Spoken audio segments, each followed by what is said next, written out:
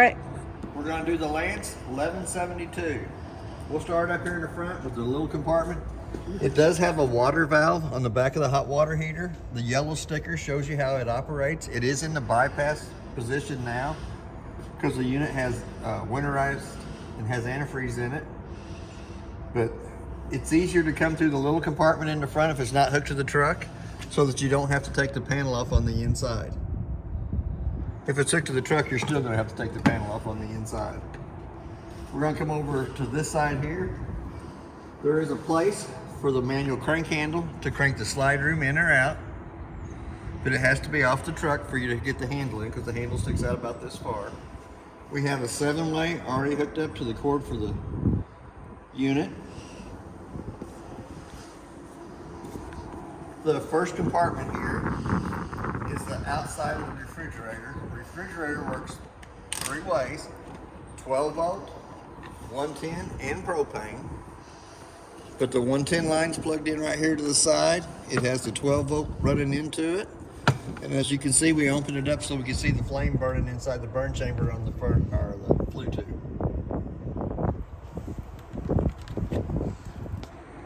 Stick that right back in there. Push that right back on.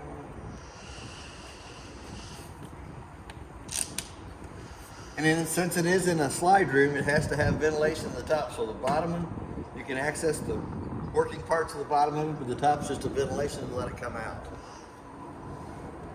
Your next compartment is just for storing stuff.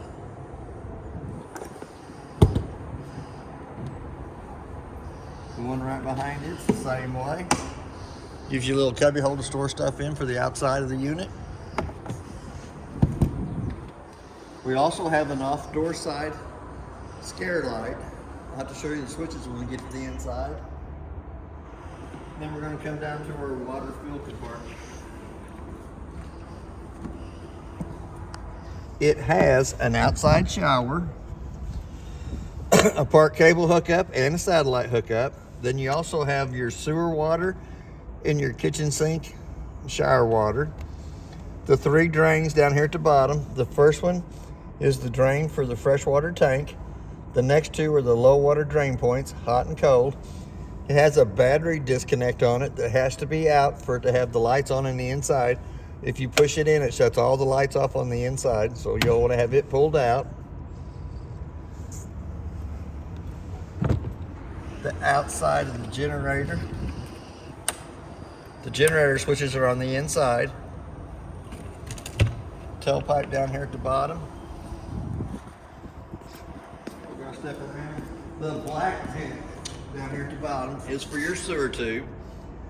The 2 big doors on the inside of the unit is where I got the steps put in. They clip onto the door side of the unit. It is also prepped with a backup camera. You have a set of docking lights on either side of the window, a ladder for going up and checking the roof, and there is an extension for the ladder that hooks onto the bottom rung of it that brings you farther down. It's on the bed on the inside of the unit. The door on this side over here is where your transfer switch is that kicks it between the generator and the 110, and then the box right to the right side of it is for the Swintech motor here in the back on the side.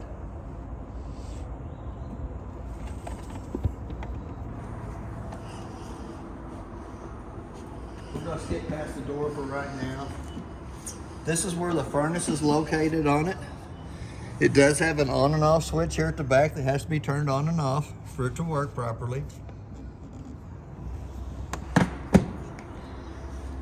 2 outside speakers, vent for the furnace, and it'll blow the hot air down.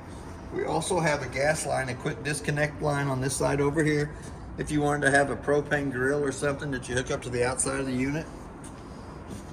Our propane cylinders are next. 2 30-pound propane cylinders. The arrow on the regulator is pointed to the one on the right-hand side. That's the one we worked off of when we serviced the unit. And as you can see inside, it's clear. As soon as this bottle would happen to come up empty, it's going to turn red inside the eye, indicating that the bottle it's pointed to is empty. Then all you have to do is switch it over to this side here, work off of that one while you take this one off and take it to town and have it refilled. So I'm gonna flip it back to the one we worked off of.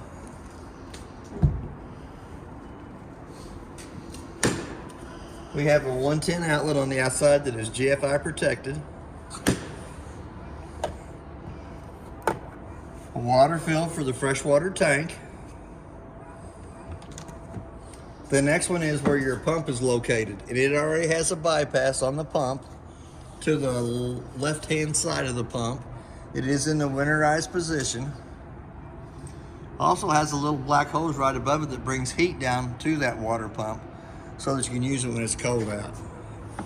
The clear line is for sticking in your antifreeze jug. Stick that in your antifreeze jug, sucks the antifreeze right through the whole system of the unit. And then this one here is the outside of the hot water heater.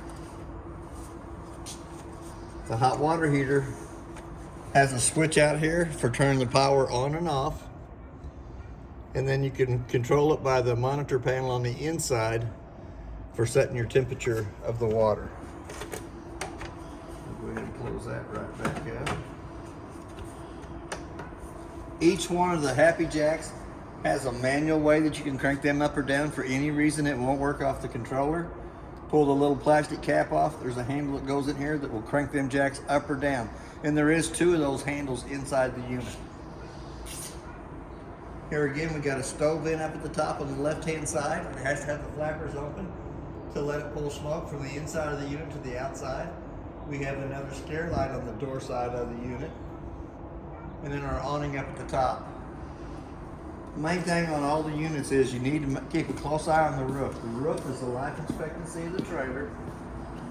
And there is 2 keys for the unit. They are key to like. All your outside compartments, door lock and deadbolt lock are all worked off 1 key.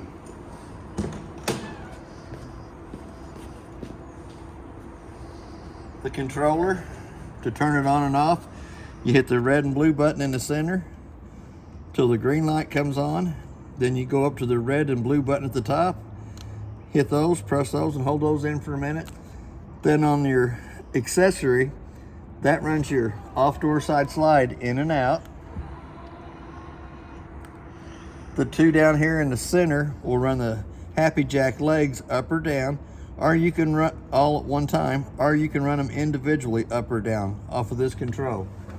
Has to be plugged in for a stay charged, but you can unplug it and take the controller out and walk around the unit with you so that you can watch the jack legs run up and down. We're going to step up in the unit. It has a working fire extinguisher on the right hand side as we come in. The first little flip switch right here turns the center light above us on. We have the docking lights, and we also have our 2 scare lights on one or the other side of the trailer. They're off at dead center in the middle. Backup camera, for you to be able to use the backup camera, that switch has to be in the on position. The slide switch to the right hand side of those lights is the one that controls the slide in the back. It's a Swintech slide. So when it's all the way in, you can reach in, you can push the button, run the slide out, then you can step up into the unit, turn whatever lights on or anything that you need, and go on from there. Up at the top, there is a switch up here for the awning lights to turn them on. A switch for the slide or awning to run it. Another switch that turns the second awning lights on. Then you have your in and out for your awnings on top. As we come around, all the rest of the lights have to be turned on by hand. They have a little switch on the side of them that turns those on. The ones in either one of the slides are controlled off a button here to the side. You can turn them dim or you can brighten them up. Both slide rooms have that in it.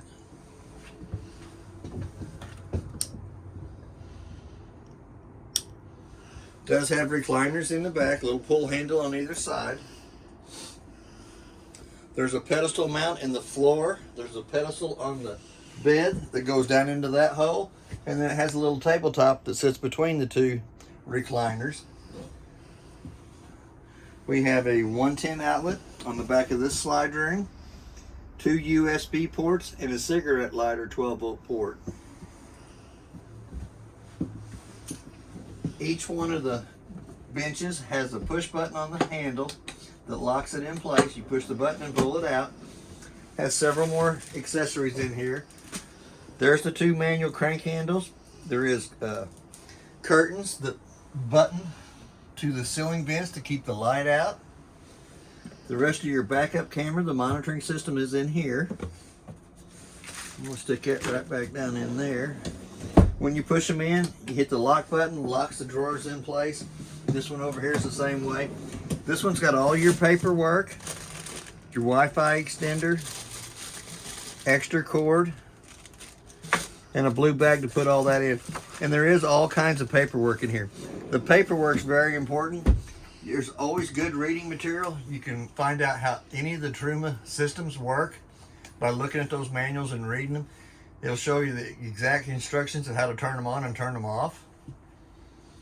They got 2 shades on each window. You got the full dark one down at the bottom, the lighter colored one at the top that allows a little light to come in. Right down here in the floor, on the side of all the cabinets, there's a little round vent that brings heat into the unit. We're going to come back to the microwave. Really about the only thing I can tell you about the microwave is there's a clock button on it you can push and set the time.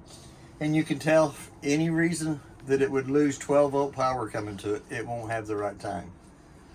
Do have a light for the stovetop and a fan. For the fan to work properly, you have to have the 2 tabs on the outside hood range flipped up. Allows that flapper to flap. But when you're traveling down the road, you'll want to make sure those 2 tabs are pushed back in on that vent, because if it don't, it'll sit there and flutter till it breaks itself and falls out. Glass stove top folds up 2 times, up out of the way.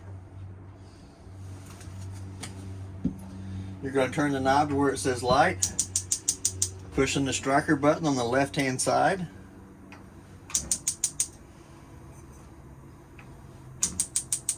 For all 3 burners up on top. We're going to open up the oven. It works the same way. You're going to turn it to where the little flame is, says pilot up here at the top, using the same striker to light it. Now that the pilot's lit, I'm going to let that run for just about a minute. Once the pilot has warmed the thermocoupler up above it, you can dial it up to the temperatures that you want the oven to come up to. So we're going to do that. We're going to kick it up. I didn't hold it long enough. Excuse me. It takes about a minute for that pilot to heat that thermocoupler up above there before you can dial it up to the temperature you want it to come up to. There it goes. There you go. Lights right up. But it does take about a minute for that pilot flame to warm it up enough that the gas valve will open up and let the oven light. You got a little drawer down below it for utensils. Little cabinet space off to the left-hand side. Also has a pretty neat, it has your appliance data sheet mounted to the inside of that door that tells you what the appliances are, model and serial number of them. Anytime that you have a problem with any of the appliances in it, when you call the warranty guy, that's the first thing he's going to ask you for, is a model and serial number. You can always remember it's on the back side of the door underneath the sink. That's a real time saver right That's there. a real time saver. Saves you from having to take everything apart to get to that model and serial number. The light above the sink has a little button in the center of it to turn it on and off. There's 4 remotes in the unit. There's 2 sets of keys, which is just 1 key on each ring. Your first one, and I did not mount any of them on the wall. I'm going to leave that up to the customer to show where they want those. But they do have an on and off button. That's for the max air vent. Cranks it up. There's 4 settings on the fan that you can change it to. You can run it up with the top button, down with the lower button. You can change it so if it gets too hot in the trailer, it'll automatically lift the vent up and turn the fan on. And then you got your button for your vent lid up and down.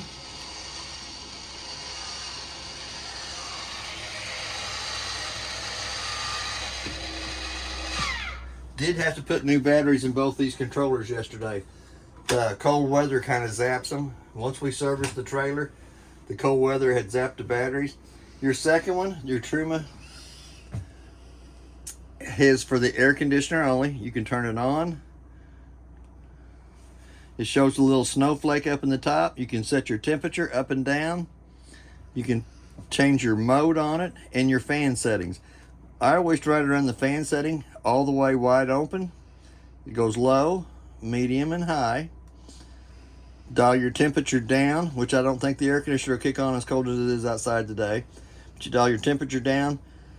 Excuse me. We'll see if it'll go all the way down. It goes down to 62. I don't think it's going to get cold enough to turn it on.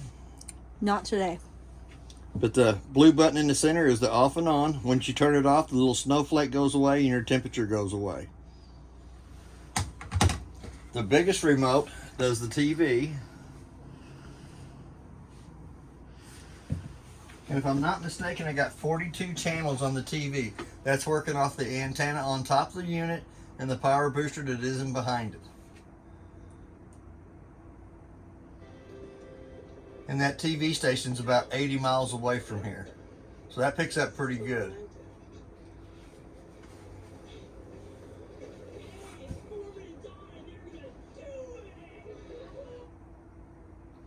Might have to change the batteries in this one too because it seems like it's a little weak. But the littlest remote is for the stereo over here by the bed. Turns it on and off. There is also 3 speaker settings. There's 1 in the trailer, 2 in the bedroom, and 2 on the outside. I have the outside speakers on right now so it won't be blasting in here. But you can also play a DVD between the stereo and the TV. You'll have to use this remote to operate the DVD part of it. And the TV, you have to take off a TV and put it over to AV1. I'll kick that right back off. There is another GFCI outlet at the side of the kitchen sink. There's also one at the back of that cabinet over there. One of them runs the appliances on one side of the unit. The other one runs the appliances on the other side of the unit. You also have an antenna on top that you can push the button, rotate it a quarter of a turn, do your auto scan again. If you don't get the TV channels that you want, you can always rotate it a quarter of a turn, do your auto scan again. Sometimes you pick up a few channels, sometimes you might lose a few channels. Refrigerator, like I said earlier, is 12 volt, 110, and propane. You have an on and off switch, a mode switch that turns it between electric, battery, and propane, and then a temperature setting that you can push that button and change it between 1 and 4 stars. Pretty good sized little icebox. That is nice size icebox. Then we're going to come up into the bedroom area. This is the extender for the ladder on the back of the unit. This is your pedestal pole for your table between the 2 recliners.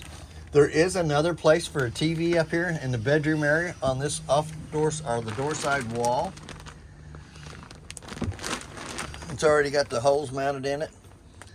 Does have a vent in the top that brings heat into the unit. Just to the left hand side of that, there is another set of USB ports, another 110 outlet, and another Park and antenna cable hookup. You also have a fire escape window here in the top that you can escape out of. If for any reason the unit would happen to catch on fire, there is a way to escape from the master bedroom. You slide the curtain over. There's a handle here on the back side that you can lift up that allows the glass to come up, then you can escape out through there. The 2 lights above the headboard. Push up on the light itself, turns the light on, and it can rotate so you can read, look out the windows with it. There is a cabinet on either side of the bed. and another cabinet up here at the top for storage. The mirrored side on the door side of the unit is your closet space for hanging your clothes. That's basically, well, we're gonna go to the bathroom. In the bathroom, there's a light switch on the right-hand side of the sink. It also has a 110 outlet below the sink. The little compartment with the screws in it down at the bottom is for turning the water valve on the back of the hot water heater. If it's not on the unit, it's easier to access it from the outside little compartment in the front. But if it's on the unit, you'll have to access it to take the 4 screws out of that, and that white valve's right there. Toilet is a single foot flush on the right hand side. Push halfway down, fills with water. Push all the way down, fills and dumps. It also has a vent that brings heat into the bathroom area. A little round vent on the bottom of the tub square. Another fan in the ceiling with the black knurled knob cranks the vent up. Little black button turns the fan on. That is for pulling moisture for when you're taking a hot shower on the inside. That's basically it. It does have the rack for the curtain at the top. If you pull it out, gives you a little more room in the shower.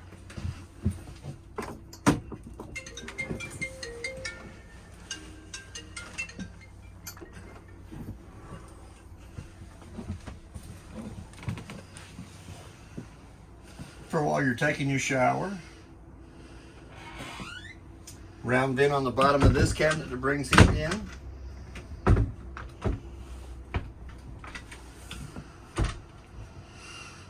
And that is basically about everything. Well, no, I can't say that. It ain't everything on your unit.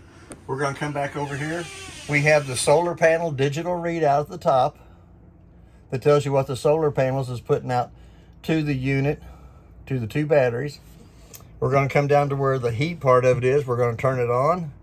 It's going to show you all those little settings.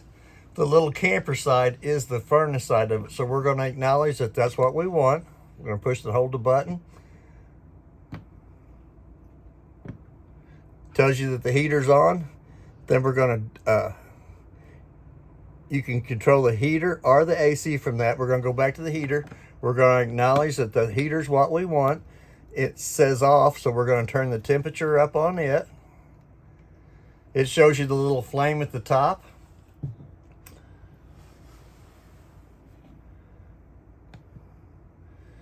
Hit the button one more time. It's going to show you that the camper is on the temperature on the camper. We're going to use the heat. It's going to use flame. It's going to use propane, and the fan's in the auto position. All right, we're going to come down to the generator. It has the start and stop button on the inside here. But before you start it, you need to make sure that the 110 line's unplugged before you start it. And it's pretty simple. All you have to do is push the top of the button, hold it in for a minute. When it starts, it'll show you that it's running, and then it starts counting off the hours that it runs. Your next one is your monitor panel. We're going to check the battery life on it. It shows you the battery's fully charged. That's really not accurate because we are plugged into a 110 line. So to get an accurate reading, you need to unplug the 110 line and then push the battery button. And then it will tell you exactly how much charge is in the 2 lithium batteries underneath the steps. Freshwater tank shows you that it's empty. Black shows that it's empty. And the gray shows that it's empty. It'll show 1/3, 2/3 full as they fill up. And then you have your pump switch to the right hand side of that. Anytime the pump's on, the light will be illuminated. It'll be red. And that's basically about it for your monitor panel and your generator. And thank you for your time.